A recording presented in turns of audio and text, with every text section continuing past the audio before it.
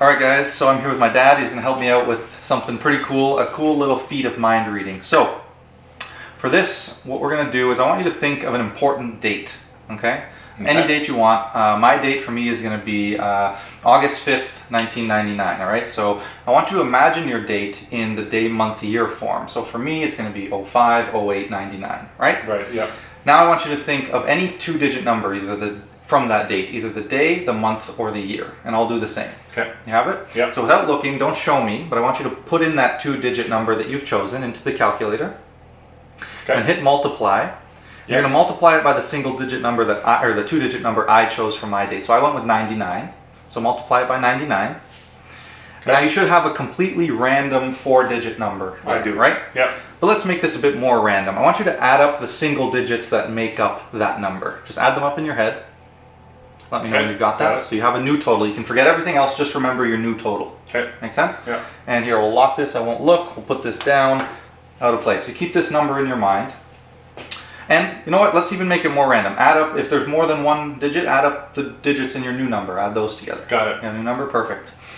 And finally, one more feat. We've done multiplication, we've done addition, so that leaves division and subtraction. Name one. Division. Division. Okay, well, I was going to go with the number from my date, another one, so we did the 99. So let's go with 05. Division, that might leave a decimal though. So, okay, let's just do subtraction because I don't want to leave a decimal here. So right. Subtract 05. So subtract 5 from your number. Got it. If you agree we're at a completely random number, there's no way anyone could know what that number is. No idea. I agree. Now what I want you to do is convert that number to a letter. So A is 1, B is 2, C is 3, etc. Okay. Get whatever letter. Let me know when you got it. You got a letter? Yeah. Perfect. Now, I want you to think of the first country that comes to mind that starts with that letter. Okay. You got it? Mm-hmm. All right, I want you to focus on this country. Imagine a map. You're asking me to remember a lot. Just the country. Forget everything else. Just the country. Imagine a big map right here, okay? A world map. We have Canada, the States, South America, Asia, Europe, all over here. And I want you to imagine, don't make any signals, nothing. Imagine just reaching out in your head and touching that country on the map. Okay? Yeah. Now keep repeating that country over and over in your head. Mm-hmm. Now imagine taking a trip to that country. Imagine what the weather would feel like, the food, the people. Now I want to ask you, you could have went for any country. You went for Denmark, didn't you? Yes, I did. How the heck did you know that? Denmark? Yes, it's exactly. That's the one.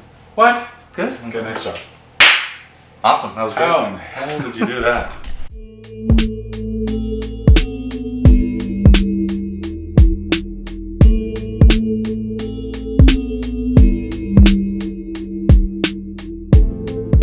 What is good, guys? It is Reed and welcome back to a very, very special video. Now, if you've seen from the title, this is going to be a mentalism tutorial. Now, if you guys don't know, I'm a huge mentalism fan. It is right neck and neck with playing cards. Playing cards were my first love, but mentalism was my second love. And I'm a huge mentalism fan. I work on mentalism tricks and I perform a lot of mentalism. The reason I love it so much is there's something that just simply can't be recreated with playing cards in terms of the reactions you can get. And yes, you can get amazing reactions with playing cards, but at the end of the day, most people will be the most intrigued, impressed, blown away by mentalism. And it also teeters on that line of being real or not. I'm always very ambiguous when people ask me if what I do is real when it comes to mentalism. Whereas cards, I'm a big advocate of, saying magic's not real, because if you say magic's real, it just takes away from all the skill and the time that you've put into doing it, and I don't like to lie. Whereas with mentalism, if you tell them it's a trick, it does seriously hinder the effect in a different way than just saying sleight of hand does, for example. And so I don't lie, I just prefer to, leave it ambiguous, or say it kind of uses some body reading, psychology, subtleties, which are things that are actually true when you really get into mentalism and start to get good at it. You do use psychology, you do use some body readings and certain things like that with certain techniques. So guys, in this video, I'm going to teach you a trick of mine I call Traveler. Now this is a very classic, a very simple trick that a lot of you guys will know. It's essentially a psychological force, but I've done a ton of work to it, and changed it. It's the classic Denmark force. You know, it's often used with the gray elephants in Denmark, but I prefer to just use it to force the word Denmark, and I use this all the time. Now, I'm going to show you all kinds of things with this, guys. I'm going to show you my routine that I perform most often, a fully propless version of the Denmark force. So if you're into propless mentalism, you'll love this. How to use it to segue into other effects, how to take a simple Denmark force and use a one ahead to make it even more strong. I'm going to show you a ton of different ways to get the force, how to make it hit more often, how to essentially foolproof the plot so you never miss. This is a wonderful effect if you're starting to practice and get into mentalism. Now, I wanted to say a few things before we get into this. This is what I would say is my first pure, fully mentalism tutorial. Now, I have taught mentalism card tricks before on the channel. I'll link a few of them up here. Ones like double determination and mind reader are definitely mentalism tricks, I would say. You know, you could argue mental magic, and typically mental magic is just a sort of mentalism that uses typical magic props, such as playing cards. That's at least my definition of it. And so with this stuff, this is really more pure mentalism. We're kind of steering away from playing cards. I'm going to show you a few little ideas using playing cards, but a bunch that do not. We're going to use, it's a totally brand new techniques, guys. This is a good segue into part of the purpose of this video. I wanted to just start with a full pure mentalism tutorial, and a lot of people have been asking me to teach mentalism because they see me performing it, but here's the problem, and this is the reason why there's not a ton of mentalism content on YouTube. One, I would say mentalism is very well safeguarded for a variety of reasons. I think it's something that the techniques are, you know, they're tricky, they're not easy to learn, and especially they're not easy to practice. Once you test a mentalism routine on someone, you typically can't do it again on the same person. So unlike practicing the same trick on your brother over and over with cards, it's very difficult with mentalism. It takes a lot more guts, and all these reasons I feel like the methods are more safeguarded because it's kind of an area that a lot of people do think is sort of real. Like, I can't tell you how many times people think that I actually have some kind of abilities to read minds. Now, I do believe that I do have abilities to use some body reading and influence people in psychology. I really believe that I do, but not any more than anyone else could learn to do, right? So this is something you have to keep in mind. And I think another reason that a lot of mentalism tutorials are not on YouTube is because a lot of the methods are current. You know, guys like Pete Turner, Luke Germain, guys like Fraser Parker, they have a lot of work on new current principles that have come together in the last decade or so. And so because of this, they're not public domain like a lot of the card principles are. And so there's a certain line that we don't want to cross when, you know, teaching their principles for free. And so that's where it comes to me. And the reason I've been avoiding teaching a lot of the mentalism that I do is because, well, frankly, some of it is not mine, and just like a card trick that's not mine, I wouldn't teach that. But there's a lot of stuff that is mine, but unfortunately they use a lot of principles and techniques that belong to other people. Because of that, there is a struggle to be able to teach certain routines because I can't really talk about some of the techniques and share all of my ideas. So I'm still working out how to do that. You know, maybe it is okay to do with certain techniques. There are some routines that don't, you know, use anyone else's techniques, like this routine. And so I will be able to share more. But I also feel like there's a lack of knowledge. And so I feel like before I can teach too many more routines that use more complicated techniques, I'm going to need to do a Mentalism 101. So that is something that I think I'm going to do soon. And I would really like some feedback to know if you guys would like this. So let me know in the comments below. I'm thinking I will do sort of a Mentalism 101, and it'll be essentially targeted at playing card magicians like myself and how to transition into mentalism. So it'll be all kinds of things. We'll start with techniques, basic effects that you can use with your playing cards to start practicing your mentalism techniques.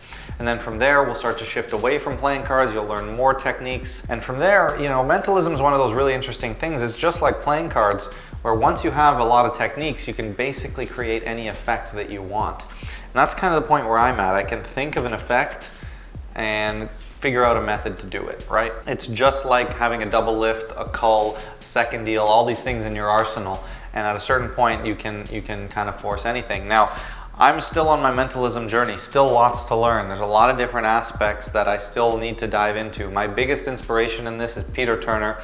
I think he is unbelievable. I try my best to be able to, recreate some of the amazing moments that he can in my own ways. Some of the other guys I've named in this video are big inspirations as well, but Pete's stuff has always stood strong. The positive thing is that if you are familiar with some of Pete's work, you'll probably know some of the techniques that I will describe. So if I can't teach them, you'll at least be able to know what they are. And I will try to always provide you with where you can learn these techniques if I don't feel it's right for me to teach. But like I said, I'm still on my journey. It's something I've been on probably only for the last 2 or 3 years. That's probably as long as I've been doing serious mentalism away from, mental magic with playing cards, which I have always kind of done. But it's been a blast. It really kind of refueled my love for magic. So that's that. This is going to be an example of what a fairly easy mentalism routine will look like, what the tutorial would look like, and if this will give you guys a good sense if this is something you'd want to see more of from me. I know a lot of guys on here are card magicians, but it's a great genre to jump into, and I think it's some of the strongest magic that you can do regardless, okay? It is tough, it is tricky, you got to take risks, but again, I'm going to show you how to mitigate all of that stuff and make it no problem at all. So I know that was a long intro, but I just wanted to clear the air on that, explain a little bit on why I don't think there's a ton of mentalism content out on YouTube, why I haven't totally dove into any, and then what the purpose of this video is. So please let me know on some of the things I've asked about. Would you like the Mentalism 101 series? What do you think of this video? Would you like more tutorials like this? Let's get into this effect that I call Traveler. So, Traveler. Traveler is, like I said, based on the simple force that probably a lot of us have heard, the Denmark force. It's also often been the gray elephants in Denmark, and I know guys like Rick Lax popularized that kind of by doing a lot of Facebook videos where he would, force the number on someone, then force Denmark, elephants, and the color gray, and then he'd do a reveal, and it got very popular.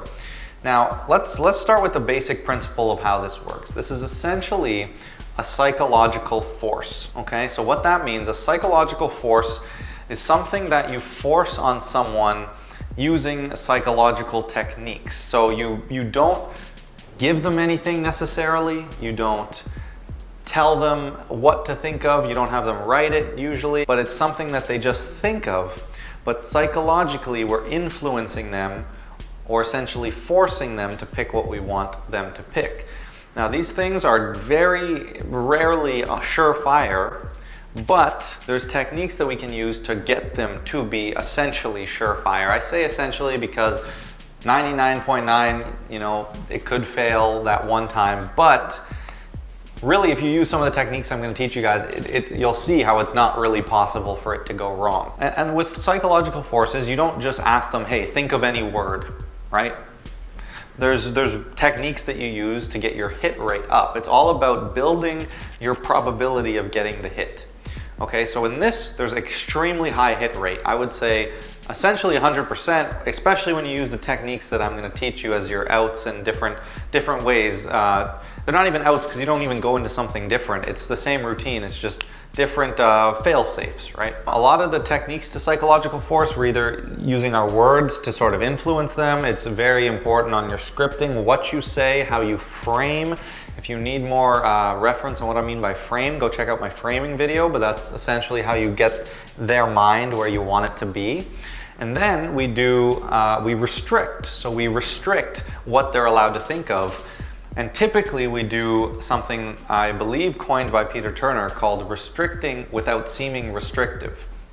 So what that means, it's a fantastic principle. There's all kinds of applications, but essentially you restrict them in a way, and typically you restrict them by a very large amount, but you do it without seeming restrictive. So it seems very free, it seems very open, but when you really go through all the possibilities of what they could have said, there isn't many. So this routine uses 100% restriction.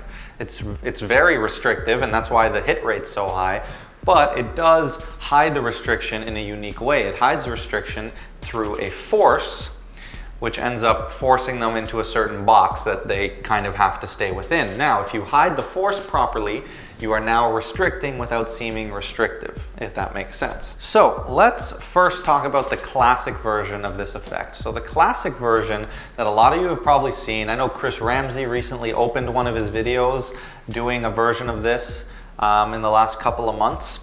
And essentially what you do is you say, think of a number, a single digit, and then you tell them to multiply that number by 9. What that does, if you don't know, 9 is a very unique number. If you multiply any number by 9, any number at all, and then you add up, so let's show here, so any number times 9, and then you add up the single digits that are in whatever that sum is, it will always equal a multiple of 9. So in this case, 4 plus 3 is 7, plus 5 plus 6 is 11, 7 plus 11 is 18. 18 is the second multiple of 9. And you can try this. Any number, you will always get a multiple of 9. You might get 9, 18, 36, etc. But it'll always be a multiple of 9. Now, when you use single digits, so when they start by thinking of a number, a single digit, so a number between 1 and 9, and I always prefer to say think of a single digit rather than think of a number between 1 and 9. First of all, typically you say 1 and 10, so it's a little strange to say 1 and 9. And obviously if you say 1 and 10, someone might pick 10, so you don't really want to do that. Not that it's a huge deal, because even if you multiply 9 by 10, this will still work. So I suppose if you like 1 and 10, say that, but I feel like saying think of a single digit feels a little bit less restrictive than saying between 1 and 10. Your choice though, your preference. So because of this principle, using a number between 1 and 10 or any single digit, multiplying that by 9 and then adding the 2 digits of the total. So let's say 3 times 9 is 27. Now you add 2 and 7, you get 9. No matter what single digit they pick, when they multiply it by 9 and add the sum of the digits, they will get the number 9 every single time. So it's a very unique principle. It's a math principle, works with all kinds of multiples of 9. It's very cool. You don't even need to have them multiply by 9. As long as at some point in the multiplication, they multiply it by 2 numbers that equal 9. So here's an example. Think of a long string of numbers. Let's go 1 times 2 times 3 times 4 times 5 times 6 times 7 times 8. Right? Just a big string of numbers. Put that in brackets over here, right?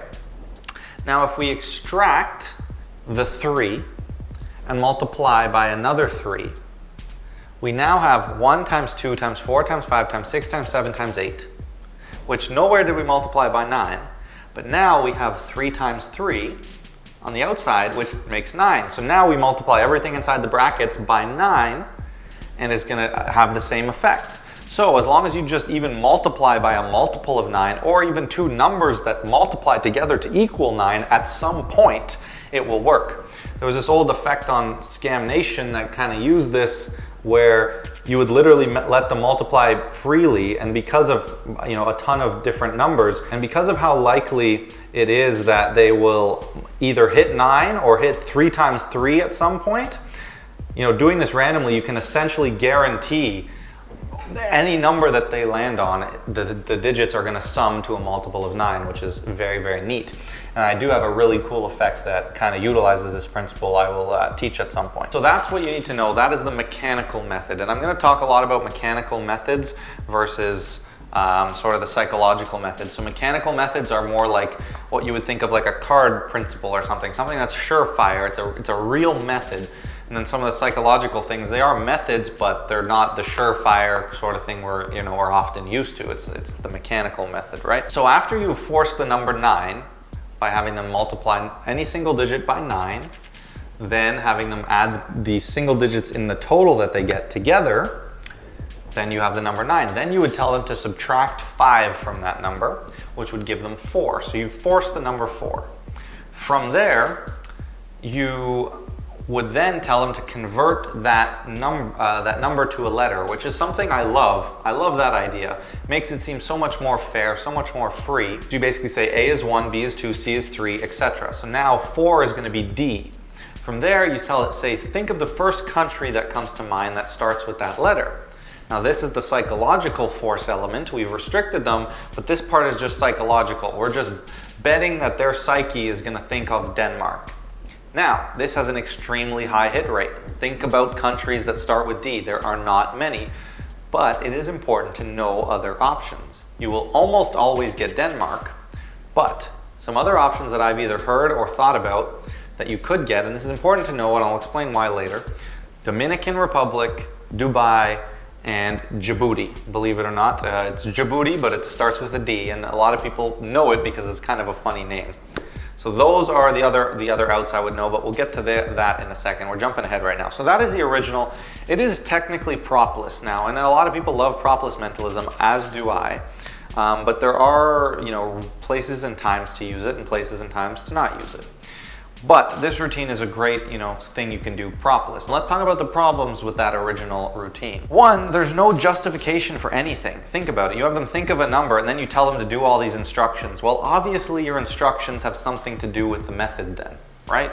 So it becomes kind of obvious in a way. If they remember your instructions, and hopefully they don't, but if they did, they could go back, do this again, and realize they would get the same result. So that's the first problem. There's no justification. Why are you telling me to multiply by 9, subtract 5? That really doesn't make any sense, right? Next problem, it's just strange. That whole process is strange. Doing all this random subtraction doesn't make sense. The last problem, and something that I found is a big problem, a lot of people suck at math. So that first times table of 9 times a single digit, if they pick 8, 9 times 8, they're sitting there like, what if they make a mistake? There goes your effect. Then, when you say subtract 5, some people can't even subtract 5. They can't even comprehend when you say add up the 2 single digits in the total. They can't comprehend it. The trick goes totally wrong. You have to restart it. You get this whole awkward, okay, let's try again. Like, it does become a bit confusing for people to follow. And that is a problem with a lot of propless mentalism. It's process heavy, which I don't think is a problem if you know how to handle it. Make the process seem shorter and kind of, trim out a lot of the fat and really make it clear and easy to follow. So those were my big problems with this.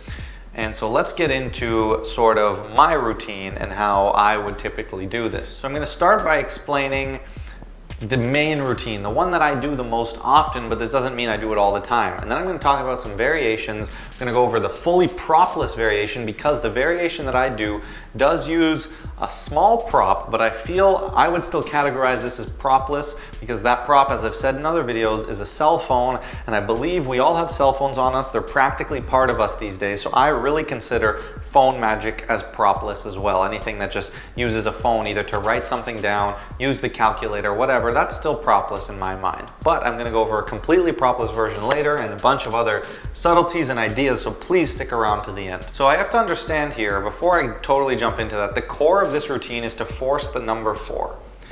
Now guys, don't get restrictive with this. Don't be shy. Pick what you like. When I go through this video, I'm going to show you so many different ways you can get this force of the number 4. Some more deceptive, some easier, some propless, some with props. It's about you picking what you like, what you want to do. For example, as someone new to this routine and just wanting to see how well the Denmark force hits, I would just force a 4 from a playing card deck. And I do that sometimes. Sometimes I have my deck out and it just works. I just pick up the deck, cull a 4 to the bottom, and I go through and I say touch any card. They touch this one here and I say, look, okay, remember that card? Put it away. Then I say, all right, forget about the suit, just focus on the number for now. And you're already skipped all that process and you just say, all right, now convert that number to a letter for me. So for example, A is 1, B is 2, C is 3, etc. Then we go for the Denmark force. Wonderful, okay? Wonderful, really easy. Don't be afraid of doing that, especially when you're just starting out. Other things I use forcing apps. Inertia by Mark Kirstein is one of my favorites. It's essentially a scroll force, so it's awesome. You can use it for anything. It's so versatile, very well worth it. So I use that sometimes. I'll force the number 4 with that. It's very deceptive. A lot of different things to think about. So any other ways that you can come up with to force the number 4, gladly go ahead and do that. Another idea here, just thinking right off the top of my head, have a 4 on top of the deck and riffle force that point, right? So you riffle force. The 4 is on top. What you would do is you would lay out the cards.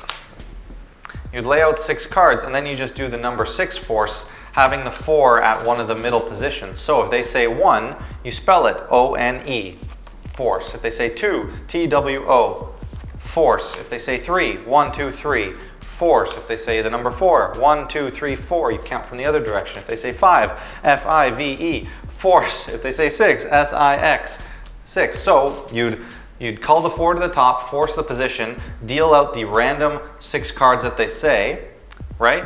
Making sure the 4 is in one of the middle positions. Then you would just say, name a number between 1 and 6. They say 3. You go 1, 2, 3.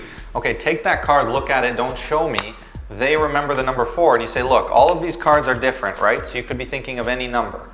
Brilliant. That's actually a very good idea. So definitely consider that. I just thought of this on the fly. So that illustrates my point really well. You can force the number 4 in any way, okay?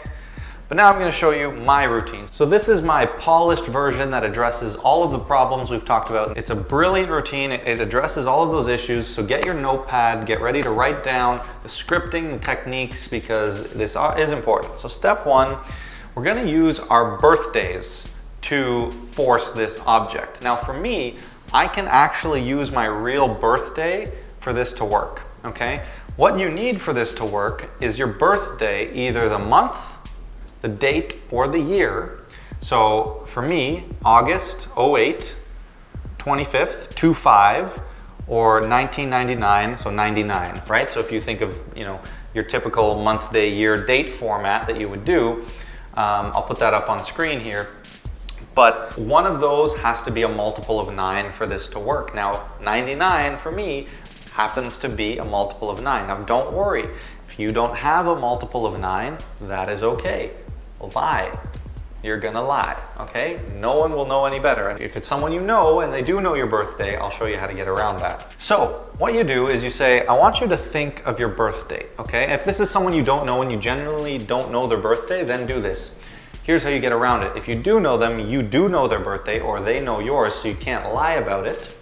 You say, pick any important date to you, okay? Think of the month, the day, and the year. Simple, right? It could be any date. It doesn't have to be birthday. I like to go with birthday. So I say, you think of any important date you want, and I'll think of one as well. I like to pick birthday because then it feels like I'm not, picking a specific date for a reason. I'm just going with my birthday, especially if they know me. It kind of works well. But it doesn't really matter. So I say, think of your birth date, okay? Think of the month, the day, and the year. That's very important. You specifically say those things, especially if you say pick an important date, Now you make sure they don't say it out loud, of course, but you say, think of your birthday. I want you to imagine it in numerical format. So for example, my birthday, August 25th, 1999. So 08, 25, 99. So that is a very important line. You want to be clear as day with all of this so none of the process goes wrong. Okay, so you give the example of your birthday, whatever you use. For me, 08, 25, 99. And then you make sure that they clearly understand how you want them to visualize their date. So you want their date to be it doesn't matter if it's month, day, or day, month. You just want it in numerical format so they have 3 two-digit numbers to pick from, right? Either 08, 25, or 99. And in their mind, they'll have 3 different 2-digit numbers to pick. Then say, I want you to select any one of the 2-digit numbers from your birth date and focus on it. So either pick the date, the month, or the year. Simple, right? And you say, and I'm gonna do the same thing. So now you're just thinking of your multiple of 9. So for me, I always go with 99 every single time, right? Now for you, you could choose, I wouldn't probably adjust the year you were born. You could, if you're born in 98, maybe bump it to 99. But what I would probably do is change the date to the 27th. Now the reason is that's a big multiple of 9. And the reason that's a good thing is it makes it hard to do the mental math, which is important, and a great reason why I love using 99. But 27 is perfectly fine. You could use 9, but if they happen to pick the date 2 and then you say, pull out your calculator to multiply 2 times 9, they might look at you like, okay. But if you say, pull out your calculator, multiply 27 times 30, if they pick the date 30, then it's much more justified. So I would probably change the date of your birthday to 27. So again, in your head, you don't really have to do any of this. You just tell them, think of their birthday in numerical format, think of any one of the 2-digit numbers in their birthday, and I will do the same. You're just gonna say 27 or 99 or any multiple of 9, preferably a higher one. So I go with 99. Now, once they have that 2-digit, I tell them to take out their phone and go to their calculator. And you say, type in that 2-digit. So let's follow along here. So let's say they were born on the 22nd and they ended up going with the 22nd. They ended up picking the day. So now they put in 22. Now you say, now multiply it by my single digit number. I went with 99, right, from my birthday. And make sure in the beginning when you give the example, my birthday is 082599, it's congruent, right? So for you, you might say my birthday is 082770, right? If you're an older dude. And then you would obviously say 27 as the number you pick. So now you say multiply your 2-digit number by my 2-digit number, so we get a totally random number. So times 99. Now they're going to get usually a 4-digit number, right? It could be 3, but it's not a huge deal what number it is. All we know is this number, if you add up the digits, adds up to a multiple of 9. 2, 1, 7, 8. 18, right? Now what you say is, so you should have a large number there, perhaps 3, 4, maybe 5 digits long. They'll agree with you, and you say, what I want you to do to make this even more random, right? So there's no way I could influence you or my number would have any impact on yours. Look at the single digit numbers that make up that number and add them together. So for example, if it's 32, you add the 3 and the 2 and you get 5.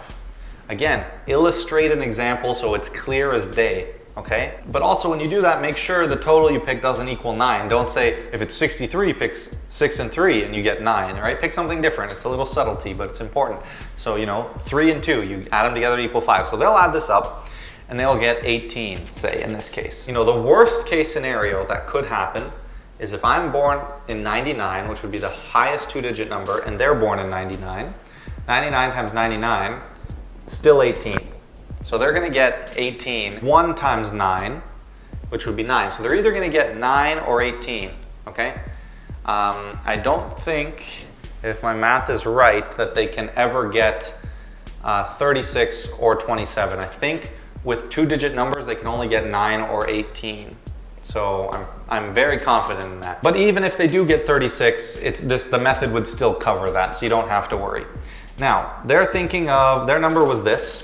So they now have 18 in their head, right? Now, just to be clear, sometimes I like to say, forget everything else we've done. Just think of that new number that you have now, right? Just so they're not trying to remember a bunch of things. Sometimes people feel like they need to, and you're like, no, we'll just, stick out the process we're on. So remember, the justification for this is just saying, just to make it even more random, add the single digits up in your number. For example, if you have 32, add up 3 plus 2, you get 5. So think of your new number, forget everything else, okay?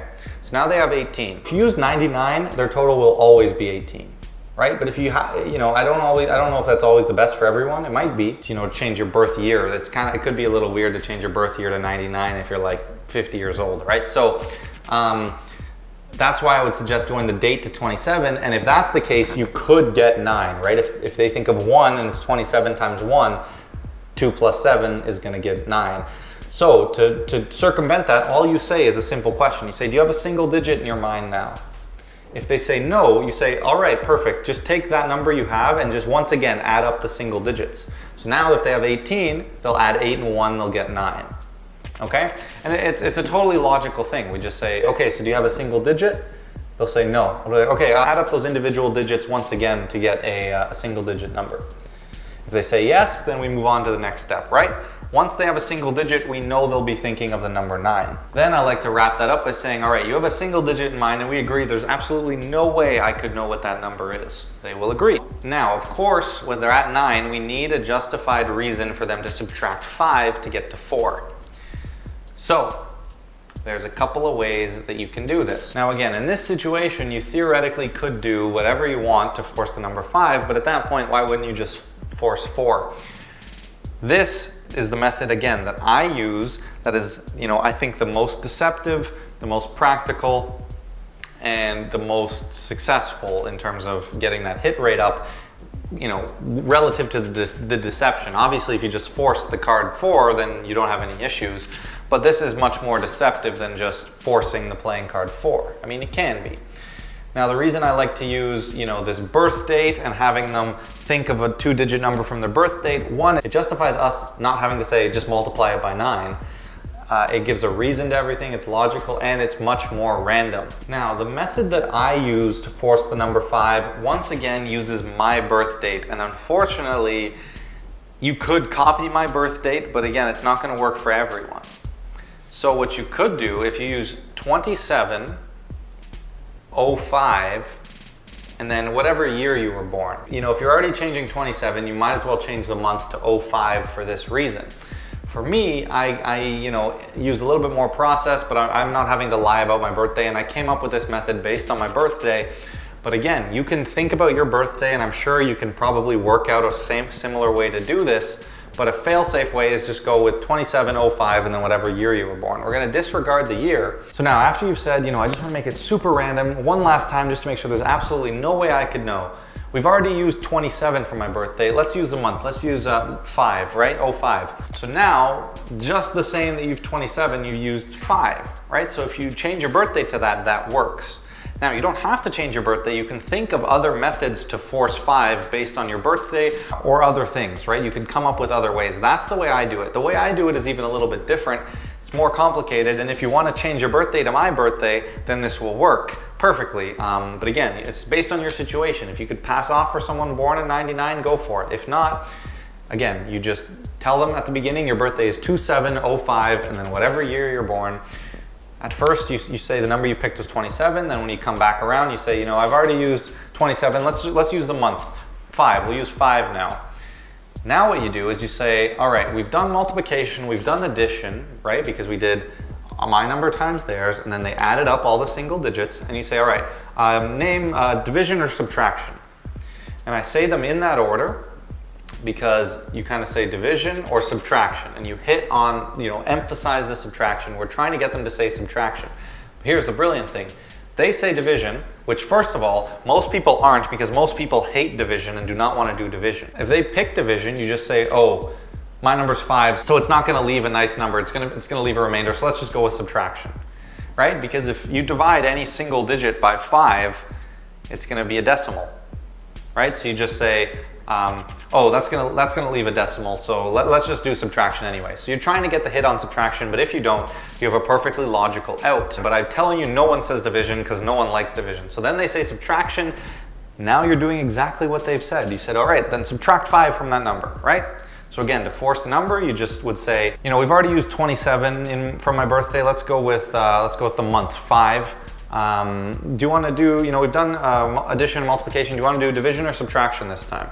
They'll say subtraction. You say, okay, perfect. So it's just subtract 5 from whatever number you have. And now you've forced 4. Just to illustrate how many other ways you could do this aspect, I'll illustrate what I do. So I do a similar idea. Right, my birthday is 250899. So I say, we've already used 99. So the numbers left are 2, 5, and 8. Name one of those numbers. 2, 5, and 8. Again, I emphasize 5. 5 is in the middle. Most likely they'll pick it. If they pick 5, perfect. Then I'll do the subtraction thing. I say, do you want division or subtraction? They will say most likely subtraction. If they say division, I say, yeah, 5 would probably leave a decimal, so let's just do subtraction actually, forget that, right? You just pretend like, you didn't think about that, you made a little mistake, and it'll fly. So if they pick 2, then I say, all right, divide your number by 2 and just round it down to the lowest whole number. Now, 9 divided by 2 is 4.5. They round it down to 4. And if they say 8, I say, all right, let's spell it out. E-I-G-H-T. That's 5 letters. And then I do the subtraction question once again. We subtract 5. So as you can see, there's a lot of different ways you can get to forcing 5. But again, I don't always use this 2508 thing because I don't like the division on the 2, right? People don't love division. And it just can make it a bit more complicated. So typically I'll just say, we got a couple numbers left on my birthday, 2, 5, or 8. Let's just say 5, for example, right? Sometimes I won't give them a choice. I'll just pick it. So that's the same thing you would do. And that's probably what I would recommend in most situations to kind of cut out the process. Just say, we got a few numbers left on my birthday. Let's go with 5, say. And then because you're asking them the subtraction or division, it feels like a free choice anyway, so it doesn't matter really that you forced the number 5. That's just some different ways you can do it. And if you want it to be more deceptive, you can use the other numbers in your birthday and use spelling methods or all these different things to come up with a way to force 5, okay? Now that seemed very process heavy. Trust me, it's not. I just gave a ton of other ideas. So what you do from the beginning, you have them think of their birthday, You think of your birthday and you have them think of it in numerical form, so like month, day, year. You have them think of any one of the 2 digits, either the month, the day, or the year. Take out their phone, multiply whatever 2-digit number they're thinking of by the 2-digit number you're thinking of, which happens to be a multiple of 9, right? That's a forcing thing you're doing. They multiply those together, and you say, just to make it more random, add up the individual digits of that total to get a new number. Right? So if you thought of 32, add 3 and 2 and you get 5. Then say, so do you have a single digit number? They say no. Say, okay, one more time, just to make it even more random, add up the single digit numbers in that number to create a new number. Then they'll say, okay, at this point, you know they must have a single digit number because it's, you know, if it's 18, if they must have been thinking of 18 if it wasn't 9, right? 1 plus 8 is 9, so you'll be at 9 regardless now. Then you say, you know, there's a few digits left in my birthday. Let's go with 5. Do you want to do, division or subtraction? Because we've already done addition, multiplication. Hopefully, which 90% of the time they'll say subtraction. You say, perfect, all right, subtract 5 from your total. Now we're on 4, right? It's a very quick, once you get down the lines, the pattern, all the little subtleties, make sure you're giving your examples so it's clear. And you just follow along. And I hope this is kind of an illustration of why mentalism is different a little bit, or at least this type, the more propless mentalism. It's a little bit processy. It's a little bit, more things can go wrong. You just got to be clear. You got to know your scripting and you'll be okay. So, it's just a different style, right? And if you used any of the other methods to force forward, this is where you start from, right? So you cut out all of that process. So that's why I do think that's a great option for beginners. Now you just say, all right, I want you to convert your number to a letter. So for example, A is 1, B is 2, C is 3, etc. So I always stop on C is 3 because I don't want to say D is 4. It makes it psychologically feel a little bit more, random because they actually have to do a bit of thinking themselves. If you're worried that someone would mess that up, which honestly I've had someone think D was 3 before, even though I said C was 3, I've had someone think D was 5. Extremely rare, but there are morons in the world. So if you really wanted to be safe, you could say the D is 4. I don't think it's a huge deal, but I always like to stop at C is 3, just a little subtlety. So I'll say A is 1, B is 2, C is 3, etc. So just convert your number to its equivalent letter. They will do that. Now, one thing to be careful of, if you see someone who is spending a lot of time sitting there thinking of what number it could be, then there's 2 options. If you feel like the routine probably went wrong, and you'll have a good sense, if they're struggling to follow, if you're not being clear enough, and you feel like it might have went wrong, and then they hesitate to figure out what number, that probably means they're picking a letter that's much further in the alphabet. Maybe they have 16 somehow, and they're going for, it's a lot harder for them to figure out what their letter is. If you feel like things went well, this does happen a lot. So be wary of this. People will try to fool you, and they'll think, oh, if I take a long time, then he'll think I'm thinking of a letter further in the alphabet. I've had this happen a lot, where someone sits there and they think for like 30 seconds, and then they're like, got it. And the whole time they knew D4. They just wanted to throw me off. So be wary of that. You can kind of gauge it, but as long as you do this process, you follow the script, you'll be fine. Then you want to confirm, do you have that letter? The second they say yes, you need to hit them right away with, okay, think of the first country that comes to mind that starts with that letter. The reason you go quick is that gets them on their toes, on their feet, and will get them also thinking quick. And it's very important that you're very nonchalant. You make this seem like it doesn't matter. You almost want them to think that this has nothing to do with the effect by your tone. So you just say, just think of the first country that starts with that letter. That'll make them feel like it's not super important. And if you can convince them that's not going to be the effect or the thing you're going to reveal, then they won't spend a lot of time thinking, okay, what's the hardest country that starts with a D that I can possibly think of? And you always want to say, think of the first country that comes to mind. They will most likely follow that instruction. Whatever pops into their head, they'll think of. If they're taking more than 2 or 3 seconds, you need to follow up right away with, do you got one? If they say no, and then they're actually, just a country's not coming to mind. Some people do struggle to think of one right away.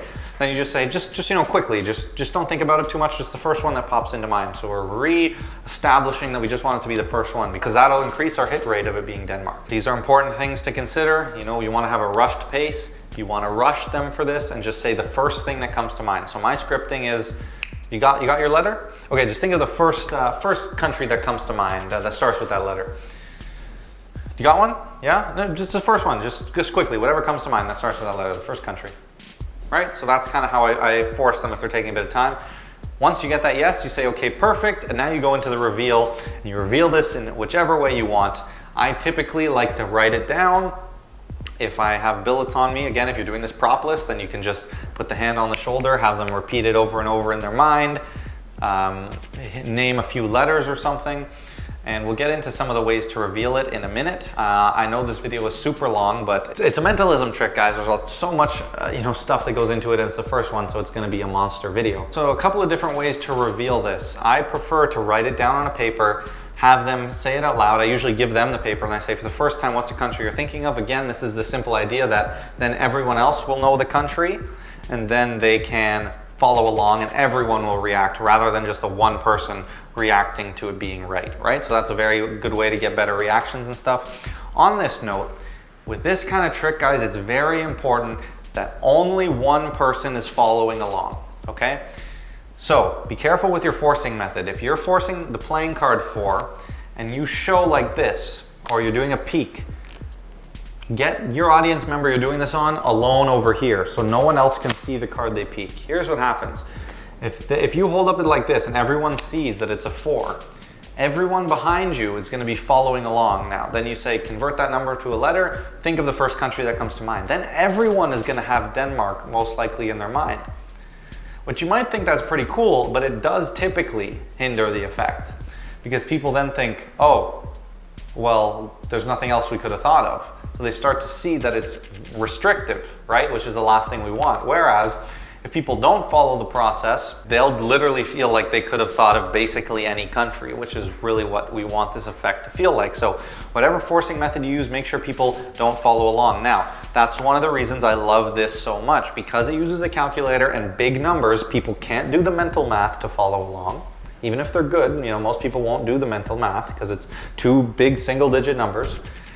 And when I say pull out the calculator, only the person who's helping me is going to do it. Not everyone's going to be like, people aren't going to go through that much trouble. If it's easy and you just use the original one where you say, think of a single digit number, multiply it by 9, subtract 5, everyone's going to follow along with that, right? So this is very important, right? Whatever forcing method you use, make sure that people either don't see the card you're forcing, only the one person, right? So that you can create the illusion that they could have thought of any country. This is also a good point to point out that sometimes people will ask the person, what letter were you thinking of? And they'll say D. And then sometimes you'll get, oh, well, what other countries are there besides Denmark? And that's why it's good to know some of the other ones. Well, that's one of the reasons. There's another reason, but it's good to know. So you can say there's lots of Dubai, Dominican, Djibouti, right? It's good so that they also, if that happens to come up, you can say that, and then you also remind them, I had no idea what the letter was anyway, so it doesn't matter. But that's just in case, it doesn't always happen. Now, other ways to reveal. I always love the idea. I say, okay, just imagine where that country is on a map. Okay, and just reach out in your mind. Don't make any gestures, just reach out and touch that location on the world map. Just see the world map and just touch that location. Sometimes they'll say, I don't know where it is, and just say, just where you feel it is, where you imagine it is, just have your mind gravitate to that side of the map for me. And that's kind of what I do as I go into my reading. I always love a little bit of contact, whether it's hand holding or on the arm. And if I'm doing a verbal reveal, I always like to get a few hits, right? So I like to start either with a letter or something. In this case, I probably wouldn't start with the first letter, but I usually like the last letter. Here's one of the fail-safes as well, guys. If you are worried, and I typically do this a lot, just before I'm about to write it down, or if I'm doing a verbal reading or a verbal reveal, I will say, just focus on the letters for me, scramble them up in your mind. There's a K in it, yeah? Denmark's the only one of those D countries that has a K in it. So just if you're an extra bit worried, just confirm by getting the letter K, and then you know it's Denmark, okay? You know it's Denmark. You know you have the hit, right? I don't always do that, but if it's really important or the timing, I'll just before I write it down, I'll say, there's a K in this, isn't there? And I'll go, yeah. Don't use the first letter, obviously, because that doesn't tell you anything, and it also would give it away a little bit that you kind of already know the country. You want to keep it a bit ambiguous if you're doing the reveal that way. You can maybe go into what the people are like there, or like what's food in that area. Think of what they eat there. I'm getting a sense of whatever. Hype up the reveals. So those are a few different ideas for reveals. If you want to write it down, I typically like to do that, or reveal it verbally. So I just wanted to touch on another reason it's really important to know those other outs and what essentially makes this routine 100%. If you know the countries that they will name, you could look up a list of countries that start with the letter D. bunch of them people are never going to name, but the other ones, you know, Dubai, Denmark obviously, and then Dominican are popular ones. And I found Djibouti is pretty popular too because it's a funny name, so a lot of people seem to know about it, and people tend to know that it does actually start with a D and not a J. So I would keep those in your mind. Now what you would do, again, if you're worried, I don't always do this, but I do it often enough. I'll say, you know, just think of the letters, scramble them up in your mind. There's a K in it, isn't there? I get the confirmation from them that there is. And if you ever get, you know, the person who doesn't want to answer, you'd be like, no, I'm telling you, there's a K in it. Because when you say it that way, instead of, you know, you already want to make it seem like you are telling them rather than asking them, but you do need to make it a bit of a question so that they respond with the positive or negative so you actually know, right? So you need to say it like this. Say, there's a K in it, isn't there? Right? Because if you think about it, it sounds like I'm telling them, but I'm also asking them. Because I'm really asking them, but I want it to make it seem like I'm telling them there's a K in it, not asking them. Okay, so say it just like that. There's a K in it, isn't there? Be confident, nod, right? There's a K in it, isn't there? If it's not in there, they're gonna say no because they want you. Most people want you to kind of be wrong, and when you're mind reading them, right? They don't want to think you can do it. People will basically always answer that question regardless. But if they don't, then say, you know, if they say, I don't want to tell you, or you should know the answer to that, right? Then you say, no, I'm telling you there's a K in it, right? And then at that point they will answer. And again, if they don't, then you just say, no, tell everyone. I want everyone to know that there's a K in it, yeah? At this point, again, a lot of people will want you to be wrong when you're mind reading them because they don't want to feel like you can do it. So if there isn't, at this point they will definitely say, no, you're wrong. And they'll feel good about it. But it's okay to be wrong in mentalism, guys, because the brilliance about being wrong in mentalism, this is a Peter Turner thought here. If you're wrong, it gets them thinking that you're on the wrong track and that you're not even close to what they're thinking. So then when you hit, 10 times more impressive, right? If you're thinking of Denmark and I say there's a D in it, and an E, and an N, and an M, and an A, and an R, and a K, Denmark. Not that cool, but if I said there's a Z in it, no? How about a B? No? An F? No? You're just like, okay, I'm just gonna, I don't know here. And you write down Denmark, and then they say it, they'll be like, this guy has no idea what he's doing. And then they open up Denmark, it's like, what? How? Right? So that's just another idea. So you don't have to worry about getting no's a lot of the time in a lot of mentalism routines. And it also establishes that credibility that you actually can do what you're saying, because if you could really mind read, you know, it would seem like a tough art to do, not a perfect science sort of thing. But, you know, you get them to say no, you challenge them, and then again, if it is yes, which most of the time it will be yes because there is a K in it because it's Denmark, then you just, you know, you say no, I want you, you know, confirm to everyone that there is actually a K in it, and then they'll say yes, and then now you know it's Denmark. If they say no, then now you know it's one of the other countries, as long as it hasn't gone horribly wrong and you screwed up the beginning and they aren't thinking of a place that starts with a D. And if that's the case, guys, be honest, you're just not doing your job well enough. You're not being clear enough. I've screwed this up plenty of times, and it's always a reflection on me. I just know I have to be more clear. I have to figure out what confused them and how I can make it more clear, because this, you know, this routine is 100%. You just need to practice the scripting. Now, if I know it's one of the other countries, then I will simply just, you know, fish for other letters. I'd probably go to Dubai. I would think that was be the next most popular. Let's say, okay, but there's a B in it, yeah? If I get a yes, I know it's Dubai. No, then I move on to Dominican. I say, okay, but there's a C in it, yeah? There's definitely a C. And they'll say yes. I'm like, okay, it's Dominican. If they say no, then I know it's Djibouti, right? And you can kind of play with the order in that, but there's letters in all of those that don't appear in the others. So you just fish for that letter by just asking, but make it seem like you're telling them. Right? It's very important. You make it seem like you're telling them by saying there is this letter, isn't there? Right? So you finish with isn't there, which is a question. So now they answer your affirmative statement. They give you the answer to it, right? Because that's really important. So that is sort of your out system, you know, just in case you get a no to is there a K in it. Now this video I'm just looking now is getting gigantic. We're already at an hour and I haven't even went over the propless version or any of the other uses and ideas. So I'm thinking I'll probably cut it now and break it into a part 2.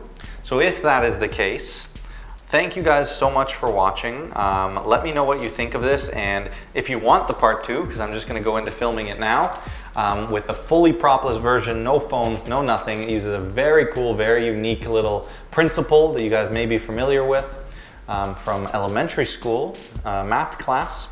And it's super neat, and it avoids, if people suck at math or whatever. And yeah, and then I'm gonna teach you some other really cool ways of forcing that number 5. That was kind of weird. I just cut randomly. Forcing that number 5.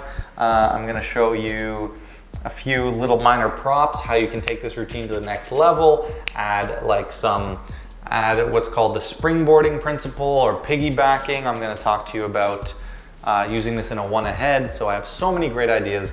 So thank you guys for watching. Let me know what you think of this mentalism style tutorial. Again, let me know in the comments if you want me to start the Mentalism 101 series to break down how a playing card magician or any magician would get into mentalism, where to start, all kinds of ideas for that. I hope you guys like my handling of the psychological Denmark force with this routine I call a traveler. Again, go through the video, take the elements you like, use my routine or use a version of it with other elements that you prefer that work better for you. Mentalism is very malleable. You kind of work with what works for you. And with all that said, guys, thank you so much for watching. Don't forget to like, comment, subscribe, and I will catch you in the next video.